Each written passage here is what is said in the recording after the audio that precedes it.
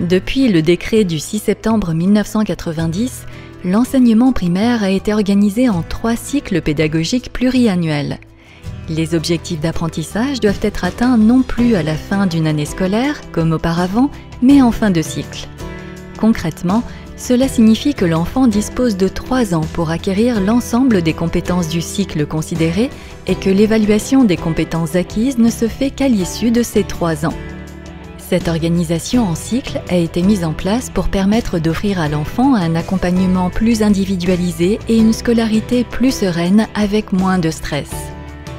Si votre enfant de 4 ans, moyenne section, a encore des difficultés à connaître la comptine numérique jusqu'à 10, s'il oublie sans arrêt le 4 ou le 6, il pourra, l'espace d'une séance, rejoindre les enfants de 3 ans en petite section pour qu'ils prennent le temps de revoir cette compétence à son rythme.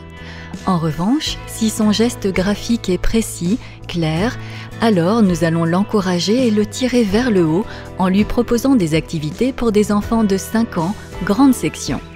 Avec cette notion de cycle, les professeurs peuvent assurer un suivi personnalisé et adapté à l'enfant, compétence par compétence. Il existe plusieurs types de dispositifs. Dans certains cas, les classes sont séparées et les élèves sont parfois envoyés dans une autre classe que la leur pour travailler une compétence précise. D'autres écoles privilégient les classes de cycle pour éviter que l'enfant puisse considérer ses allers-retours comme une punition. La classe de maternelle sera alors composée d'enfants de 3, 4 et 5 ans. L'apprentissage sera adapté à chaque niveau au sein de la classe. Ce dispositif est plus difficile à mettre en place, mais s'avère en général le plus efficace.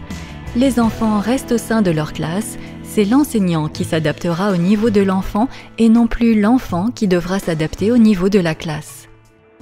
Le système de cycle permet aux meilleurs d'atteindre l'excellence et ceux qui éprouvent moins d'aisance à l'école de pouvoir progresser à leur rythme sans se sentir en échec et au final sans vouloir rejeter l'école.